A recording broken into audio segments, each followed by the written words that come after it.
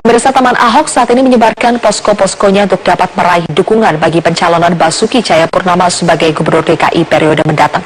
Bukan hanya di pusat perbelanjaan, teman Ahok juga membuka posko mereka di lingkungan permukiman warga. Warga pun menyambut positif kehadiran posko di tengah lingkungan mereka. Posko teman Ahok terus dibuka untuk menggalang dukungan KTP warga DKI Jakarta. Bukan hanya di pusat keramaian seperti pusat perbelanjaan, posko juga dibuka di lingkungan permukiman warga. Koordinator posko di Jalan Peta Selatan, Kalideres, Jakarta Barat mengatakan ada 3 posko yang tersebar di 3 kelurahan di Kalideres. Posko di Jalan Peta sendiri sudah mengumpulkan KTP teman Ahok sejak Juni 2015 lalu dan berhasil mengumpulkan 6.000 KTP.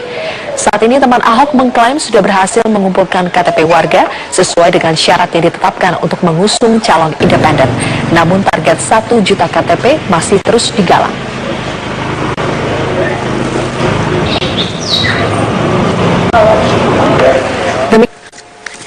Pemirsa, kami akan kembali lagi dengan satu informasi lain di mana ada 7 politikus Partai Golkar yang resmi mendaftar sebagai bakal calon ketua umum Partai Golkar. Dan para bakal calon ini sebagian sudah menyerahkan uang sebesar 1 miliar rupiah sebagai setoran wajib dan juga sebagian tidak bersedia untuk menyerahkannya. Hingga hari ini sebanyak 7 politikus Partai Golkar resmi menyerahkan persyaratan bakal calon ketua umum Partai Golkar kepada panitia pemilihan.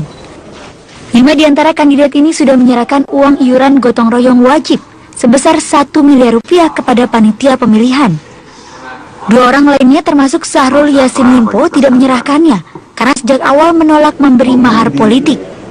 Iuran 1 miliar rupiah ini kontroversial karena tidak semua kandidat ketua umum memiliki harga kekayaan yang berlimpah. Berdasarkan data tahun 2015, Ade Komarudin misalnya hanya memiliki harta kekayaan 1,3 miliar rupiah. Untuk itu Ketua DPR RI yang biasa dipanggil Akom ini berjanji akan memenuhi iuran 1 miliar rupiah dengan cara meminta bantuan kader Golkar yang mendukungnya. Ini adalah yang penerimaan pendaftaran sampai jam 24. Kami tidak mau ingkar dari keputusan partai, tetapi kami juga tidak mau melakukan sesuatu yang bertentangan dengan undang-undang di mana pihak berwenang soal ini yaitu KPK dan instansi lainnya bisa saja menetapkan lain, dan itu tentu disampaikan kepada DPP Partai Golkar, kepada panitia pengarah, dan kami juga pasti kepada panitia pengarah. Bagi calon lain, uang 1 miliar rupiah mungkin tidak masalah karena mereka memiliki harta kekayaan puluhan miliar. Setia Novanto memiliki harta kekayaan 73,3 miliar rupiah. Mahyudin NS memiliki harta 19,3 miliar rupiah. Aziz Samsudin memiliki harta 28,8 miliar rupiah. Dan Syahrul Yassin Limpo memiliki harta 8,8 miliar rupiah.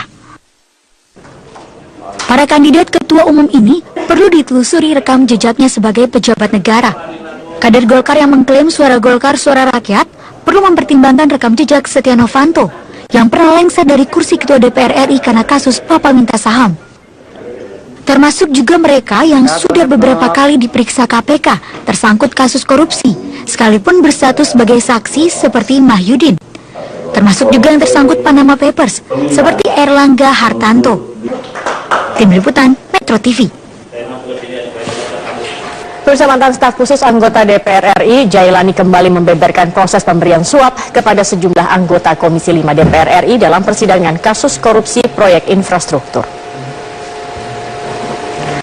Dalam persidangan di Pengadilan Tipikor hari ini, Jailani yang berperan sebagai perantara suap dari terdakwa Direktur PT Windu Tunggal Utama Abdul Khoir menjelaskan proses pemberian uang kepada sejumlah anggota Komisi 5 DPR RI. Jailani mengakui Abdul Khoir menyerahkan uang senilai total 12,2 miliar melalui stafnya bernama Erwantoro. Uang tersebut diserahkan secara bertahap kepada Jailani untuk selanjutnya diserahkan kepada Andi Taufantiro dan Musa Zainuddin. Uang untuk Musa Zainuddin disebut senilai 7,9 miliar diserahkan melalui staf Musa yang bernama Mutakin. Uang tersebut diserahkan pada November 2015 pukul 21 waktu Indonesia Barat di kawasan Duren 3, Jakarta. Kan katanya duit ini mau diserahkan kepada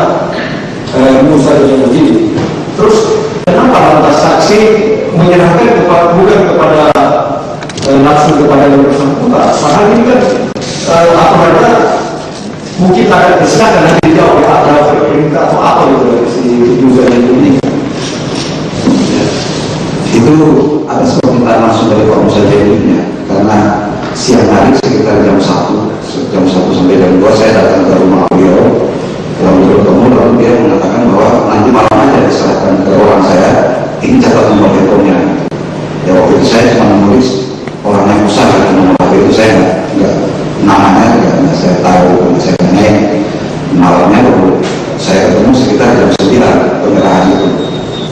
Menjelang pelaksanaan Munaslup Partai Golkar pada 23 Mei mendatang, para bakal calon telah bermanuver dengan mendatangi para tokoh senior. Kedatangan mereka tidak lain untuk meminta doa restu untuk maju sebagai calon ketua umum partai. Mendekati pelaksanaan Munaslup Partai Golkar, para bakal calon ketua umum Partai Golkar beramai-ramai menggelar safari politik dengan mendatangi berbagai pihak. Setidaknya bakal calon ketum seperti Airlangga Hartarto, Ade Komarudin, Setia Novanto, dan Aziz Samsudin telah menggelar safari politiknya untuk menjaring dukungan dan restu dari sesepuh partai, tokoh senior, dan juga pemerintah. Seperti halnya Ketua DPR sekaligus politisi Golkar, Ade Komarudin, telah mendatangi Wapres Yusuf Kala yang tidak lain tokoh senior Partai Golkar. Kedatangannya tidak lain untuk meminta doa restu. Menurut pengamat politik Ikran Nusabakti, adalah sesuatu hal yang wajar jika politisi meminta doa restu kepada tokoh-tokoh politik senior. Namun akan menjadi janggal jika mereka yang hendak maju sebagai ketua umum partai politik beramai-ramai meminta restu dari presiden. Tapi kalau kemudian dia meminta restu kepada presiden, buat saya presiden tidak akan mungkin mengeluarkan restu-restuan begitu. Kenapa demikian? Karena kan Anda tahu sikap presiden itu adalah bahwa dia akan menerima siapapun yang akan terpilih menjadi ketua umum Partai Golkar. Pertarungan para bakal calon ketua umum di dalam Munaslup Golkar dipengaruhi banyak faktor. Selain faktor finansial, kepiawaian para calon ketua umum dalam mengolah komunikasi dan juga perilaku dapat mempengaruhi hasil Munas nanti. Dari Jakarta, Tim Liputan Metro TV. Komite Pemilihan Munaslup Golkar membuka pendaftaran bakal calon ketua umum Partai Golkar hari ini hingga esok hari. Dalam pendaftaran, setiap bakal caketum diwajibkan membayar iuran wajib Munaslup paling tidak 1 miliar rupiah. Ketua Panitia Pemilihan Munaslup Rambe Kamaruzaman mengatakan persyaratan iuran 1 miliar sudah menjadi kesepakatan bersama semua bakal calon ketua umum. Para bakal caketum yang mendaftar harus melengkapi kelengkapan administratif, salah satunya dengan bukti pembayaran iuran wajib. Iuran ini wajib bagi setiap pendaftar meskipun nanti diputuskan tidak lolos verifikasi.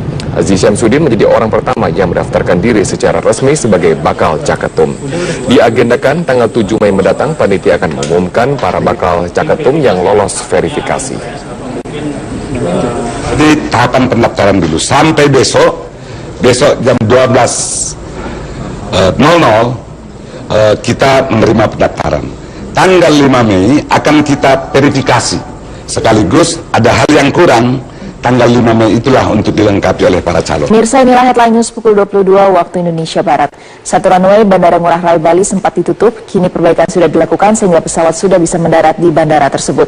Kita langsung tanyakan bagaimana informasi selengkapnya bersama rekan Syadam Arahman langsung dari Bandara Ngurah Rai Bali. Syadam, sudah berapa pesawat yang berhasil mendarat di Bandara Ngurah Rai setelah landasan yang sempat bermasalah tersebut diperbaiki? Ya, Yasmin, sejak dibuka pada pukul 20.45 waktu Indonesia setempat, hingga saat ini Bandara Internasional Ngurah Rai sudah kembali normal. Untuk keberangkatan pertama, internasional pesawat Qatar Airways dengan tujuan Singapura, sementara keberangkatan di domestik maskapai Garuda dengan tujuan Makassar. Hingga saat ini sudah 8 keberangkatan dari Ngurah Rai, dan 4 pesawat landing dari terminal internasional dan 4 pesawat take off. Sebelumnya, otoritas bandara sempat menutup operasional selama kurang lebih 3 jam pasca ditemukannya kerusakan runway di kilometer 09 oleh petugas saat melakukan patroli. Demikian yang dapat kami laporkan, kembali ke studio.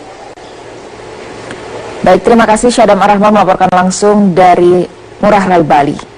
Kita ke informasi lain, pemirsa. Puncak peningkatan volume kendaraan pada liburan akhir pekan ini di gerbang tol Cikarang Utama diprediksi terjadi malam ini.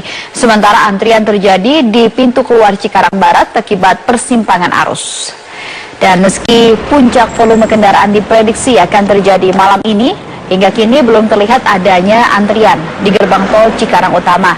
Namun sempat terjadi antrian di pintu keluar gerbang tol Cikarang Barat karena adanya persimpangan arus. Dan bagi kendaraan yang hendak menuju ke Lipo Cikarang dan juga menuju ke Jababeka. Untuk itu jika antrian masih terjadi, pengendara diminta untuk keluar di gerbang tol Cibatu. Dan sementara meski terjadi peningkatan kendaraan, namun kondisi lalu lintas di gerbang tol Cikarang masih lancar hingga saat ini. Antisipasi pun dilakukan guna mengantisipasi adanya antrian.